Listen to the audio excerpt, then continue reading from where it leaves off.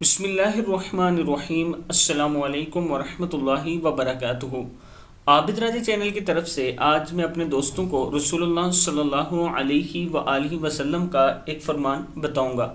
तिलावत वाला घर। हज़रत आयशा सिद्दीक़ा रज़ी अल्लाह तआला अन्हा फरमाती हैं कि रसूलुल्लाह सल्लल्लाहु अलैहि वसल्लम ने इरशाद फरमाया, वो घर जिसमें कुरान करीम पढ़ा जाता है आसमान वालों को ऐसा दिखाई देता है जैसा कि ज़मीन वालों को सितारे दिखाई देते हैं। किताब का वाला ये नीचे मौजूद है, आप देख सकते हैं। वो घर जिसमें कुरान करीम पढ़ा जाता है आसमान वालों को ऐसा दिखाई देता है जैसा कि ज़मीन वालों को सितारे दिखाई देते हैं। मैं अपने दोस्तों से गुजारिश करूंगा कि घर में कुरान पाक की तिलावत ज़रूर किया करें।